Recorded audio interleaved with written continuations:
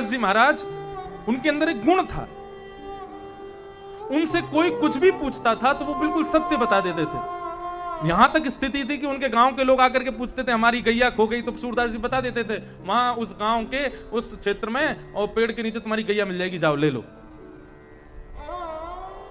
भीड़ लगती थी सूरदास जी के घर के बाहर पूछने वालों की कि हमारे बारे में कुछ बताओ।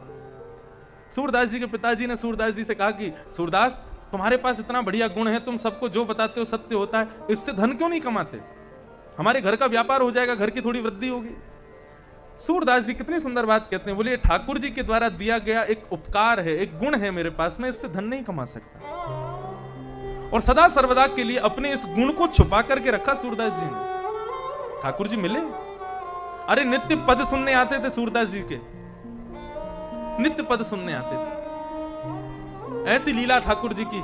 सूरदास जी रोज पद गाते थे, दिखता तो था नहीं आंखों से, अपनी कुटिया में बैठ करके गाते थे। तो ठाकुर जी जैसे ही शाम को राजभोग आरती के बाद ठाकुर जी के दर्शन बंद होते हैं हमारे ब्रजमंडल में, 12 बजे 11 साढ़े 11 बजे के बाद फिर 4 बजे खुलता है मंदिर। इसमें ठाकुर जी सोते नहीं, ऐसा भाव रखते हैं कि ठाकुर जी अब ग्वाल वालों के संग खेलने चले गए, गैया चराने गए, शाम को जब आएंगे तब उनकी आरती करेंगे। तो ठाकुर जी जब वो मंदिर बंद होता था तो खिड़की में से होकर के जाते और सूरदास जी की कुटिया में एक कोने में चुपचाप बैठ जाते और सूरदास जी पद गाते, ठाकुर जी सुनते।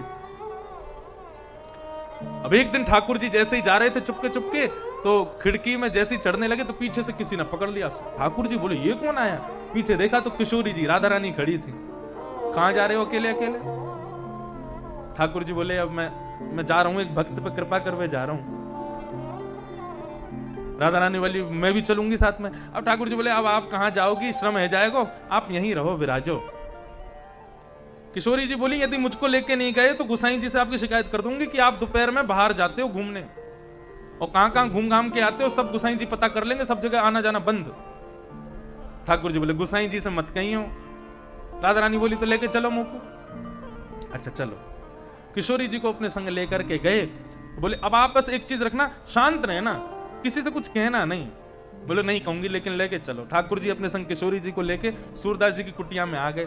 चुपचाप धीरे धीरे धीरे दोनों एक कोने में जाके बैठ गए। सूरदास जी अपने आसन पर बैठ करके अपने एक तारा लेकर के, करताल लेकर के कीर्तन करने लगे, पद गाने लगे। एक कोने में बैठे बैठे श्याम सुंदर और किशोरी जी दोनों के नेत्रों से अश्रुपात हो रहे। ऐसा मधुर भाव सूरदास जी का। पद आदि गाने के बाद में किशोरी जी और श्याम सुंदर दोनों भावावेश में प्रवेश कर गए। इतने में सूरदास जी ने अपनी लाठी उठाई और लाठी उठा करके उठ करके आगे कुटिया से बाहर जाने लगे कहीं की ओर। तो किशोरी जी पीछे पीछे जाने लगी। ठाकुर जी बोले पीछे नहीं जाना, मैं इसीलिए नहीं ला रहा था आपको क्योंकि आप कृपालु हो, आप दयालु हो, आप 2 मिनट में दया करती हो। अब सूरदास जी को रहने दो। अरे बाबा बेचारे दिखता नहीं है, अकेले कहीं जा रहे हैं, गिर जाएंगे, मैं थोड़ा राह दिखा दूं। ठाकुर जी बोले यही नहीं करना है, क्योंकि बाबा ने यदि पकड़ लियो तो फिर जान नहीं देगा, और यदि आने ना जान दियो तो फिर मंदिर में कौन दर्शन करेगा। या हमारे अभी कुछ नहीं करना, हम इसीलिए आपको नहीं ला रहे थे, ये मत करो। किशोरी जी बोली अच्छा ठीक है, बाबा को पकड़ेंगे नहीं, पीछे पीछे थोड़ी दूर तक चलते हैं ना, हमारा मन ना कर रहा बाबा को छोड़वे को। ठाकुर जी बोले चलो। अब किशोरी जी ठाकुर जी हाथ पकड़ के पीछे चल रहे हैं, सूरदास जी आगे आगे चल रहे हैं। तभी आगे एक भयंकर गड्ढा और सूरदास जी उसी की ओर जा रहे थे। किशोरी जी बोली देखो श्याम सुंदर आगे गड्ढा है, यदि हमने सूरदास जी को नहीं रोको तो सूरदास जी गिर जाएंगे। ठाकुर जी बोले गिरन दो, लेकिन आप आगे नहीं जाओगे। और इतने में सूरदास जी गड्ढा में गिर गए। अब तो किशोरी जी रो में बोले आप बहुत निर्दयी हो, आप बहुत निष्ठुर हो, देखो सूरदास जी गिर गए, आपने उनकी रक्षा भी नहीं करी। इनकी रक्षा करो, इनको बाहर निकालो, नहीं तो मैं मंदिर नहीं जाऊंगी आपके संग। ठाकुर जी बोले इसीलिए नहीं लाता था आपको संग में, लेकिन आज सब बिगाड़ दिया आपने। किशोरी जी बोली बस इनको बाहर निकाल दो गड्ढा से, फिर हम चल देंगे। ठाकुर जी बोले ठीक है। गड्ढा के ऊपर से नीचे झांकने लगे। बाबा, अब तो बाबा शब्द सुनते ही सूरदास जी महाराज बोले ये कोई साधारण स्वर नहीं है, ये साधारण किसी व्यक्ति का आवाज नहीं है जो बाबा कह के पुकार रहे हैं, जरूर कोई दैव पुरुष है। नेत्रहीन व्यक्तियों के पास में भगवान कई सारे विशेष गुण देकर के नेत्रहीन व्यक्तियों को भेजते हैं। सूरदास जी बोले हाँ भैया कौन? अरे बाबा मैं हूं श्याम सुंदर, पास के गांव में रहूं आपके में। अच्छा भैया श्याम सुंदर, मैंने एक नीचे गिर गऊं गड्ढा, मैंने एक पामन में चोट लग गई है, मुंह को नेक बाहर निकाले को। ठाकुर जी बोले हाँ बाबा मैंने अपना पटका नीचे फेंक दिया है, वह पटका को खींच के आप ऊपर आ जाओ। ठाकुर जी ने अपना पटका नीचे लटकायो। सूरदास जी ने जैसे ही पटका पकड़ो तो पटका में जो इत्र की सुगंधी थी, आज सूरदास जी को सुबह दर्शन करते समय इत्र दिया गया तो वही सुगंधी थी जो सुबह प्राप्त हुई थी, वही सुगंधी ठाकुर जी के पटके में से आ रही। सूरदास जी समझ गए, बोले ओ श्याम सुंदर कौन आए हैं, मैं समझ गए। सूरदास जी ने पटका पकड़ो, पटका को ठाकुर जी खींच रहे हैं, ठाकुर जी को किशोरी जी खींच रही हैं, सूरदास जी को बाहर निकाल रहे हैं। कैसी कृपा सूरदास जी के ऊपर। अब सूरदास जी ने मन में विचार किया, ये मैं जैसे ही बाहर आऊंगो ये तुरंत भाज जाएंगे, मुझको कैसे भी इनको पकड़ना है आज। अब जैसे ही सूरदास जी को खींचने लगे, खींच के जैसे ही सूरदास जी बाहर पधारे, बाहर आते ही सूरदास जी ने एक झटका लगाया और मानो जैसे दोनों के ऊपर गिरे हों। अब जैसे ही गिरने लगे तो ठाकुर जी तो पीछे हो गए, लेकिन किशोरी जी के चरण सूरदास जी के हाथ में आ गए और किशोरी जी की पैरों की एक पाजेब सूरदास जी ने तुरंत उतार करके और अपने बाम कांख में दवाई ली नहीं। अब ठाकुर जी ने जैसे सूरदास जी बाहर आए, किशोरी जी उठाई, बोले चलो जल्दी चलो मंदिर चलें, दर्शन को समय है गयो, गोसाई जी आके कपाट खोलेंगे, फिर मान नहीं मिले तो डांट पड़ेगी। अब किशोरी जी जैसे ही चली तो एक नूपुर की आवाज आवे, दूसरी की आवे नहीं। तो किशोरी जी ने देखो, बोले मेरो एक नूपुर तो कहीं गिर गयो, देखियो श्याम सुंदर। ठाकुर जी बोले अब गिर गयो तो भाई गिरो रहने दो, लेकिन अब मंदिर चलो, नहीं तो गोसाई जी हमारी खैर नहीं। किशोरी जी बोली नहीं, मोको तो वही नूपुर चाहिए जो मैं पहन के आई थी। ठाकुर जी बोले इसीलिए नहीं लाते थे आपको हम, आप रोज विलंब कर दो कि गोसाई जी डांट लगाएंगे। लौट करके गए तो महाराज सूरदास जी खड़े थे, ठाकुर जी ने ढूंढा लेकिन नूपुर नहीं मिला। तभी सूरदास जी को हाथ यहां रखो भैया, किशोरी जी बोली देखो इन्होंने छुपा रखा है नूपुर, इनसे मां को। ठाकुर जी बोले बाबा हाँ भैया, बोले वो मेरे संग मेरी एक सहेली आई, वहां को नूपुर गिर गयो, वो नूपुर दे दो। सूरदास जी बोले हम पे नूपुर कहां है, बोले बाबा आपके हाथ में लगो भयो। बोले अच्छा ये नूपुर, बोले हाँ।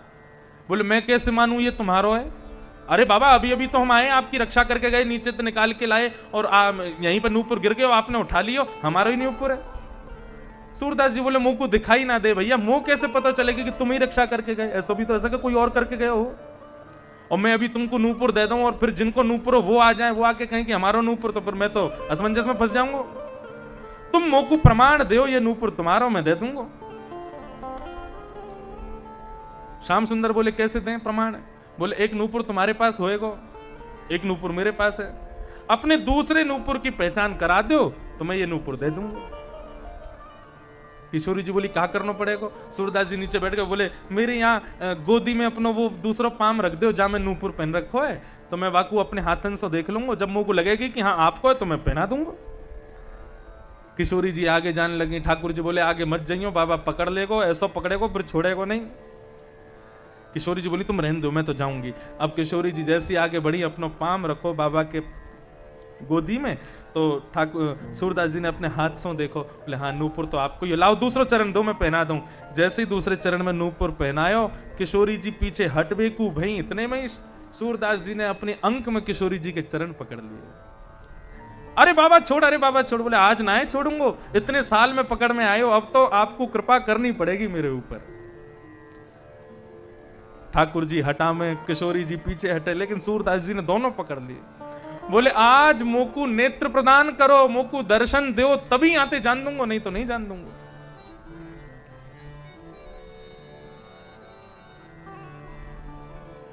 तभी श्याम सुंदर और किशोरी जी ने सूरदास जी के नेत्रों पर अपने हस्तकमल रखे और उन हस्तकमल के भाव से सूरदास जी को पुनः ज्योति प्राप्त हो गई।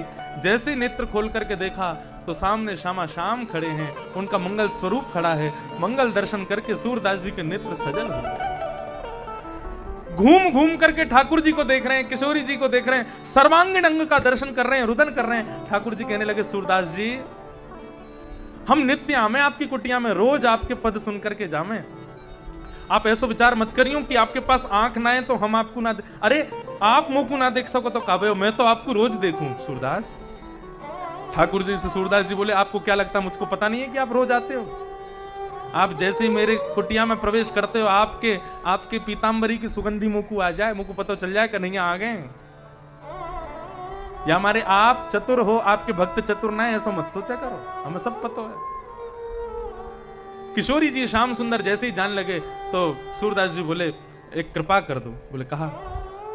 बोले अब मैंने आपको देख लियो, जी भर के आपको निहार लियो, आपके रूप माधुरी को दर्शन कर लियो, अब कृपा करके एक वरदान दे दो। ठाकुर जी बोले कहां दें? बोले मुंह को फिर से नेत्रहीन कर दो, मुंह को फिर से अंधो कर दो। अब ठाकुर जी बोले सूरदास कैसी बात कर रहे हो?